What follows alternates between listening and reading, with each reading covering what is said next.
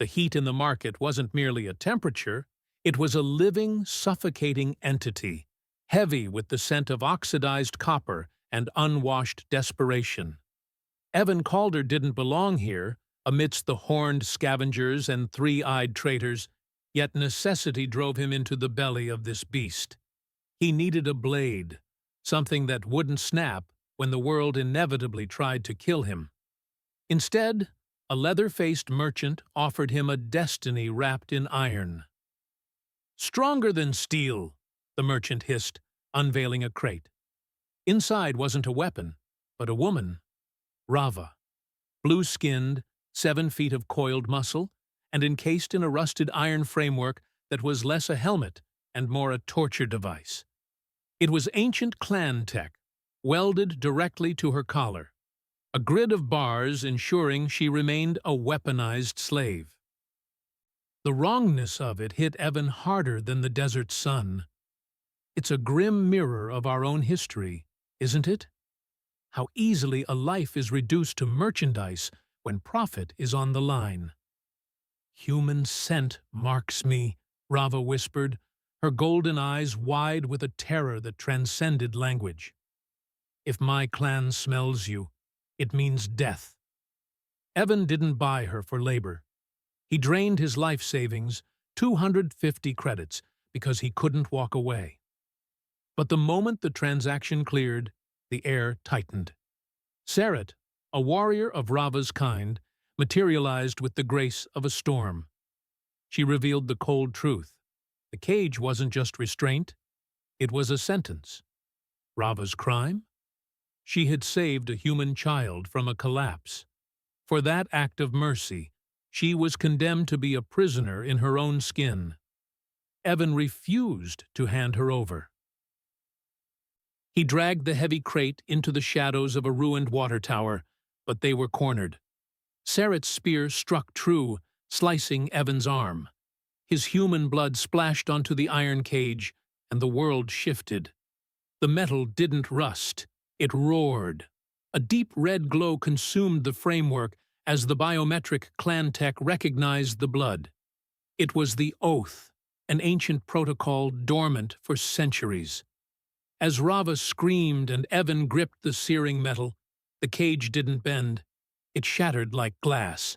The collar split, the chains dissolved, and the silence that followed was deafening. Rava was free, but they were no longer two people. They were branded. Elder Corrin and the tribunal descended, ready to execute them for breaking the forbidden object. But the Oath had rewritten the laws.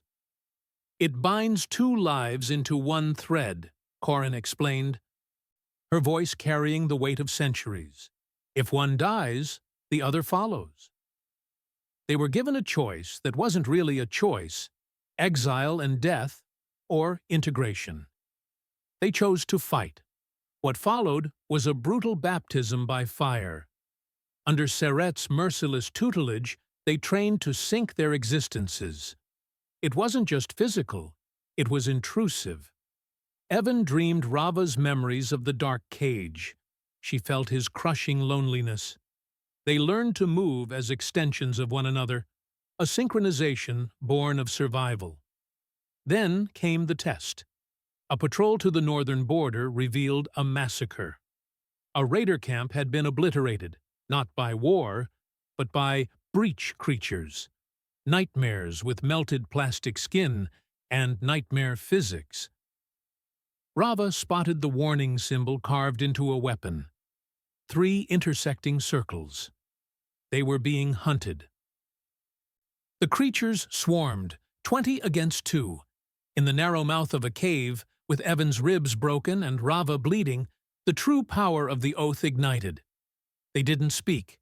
They didn't need to. Evan feinted where Rava struck. She defended where he exposed.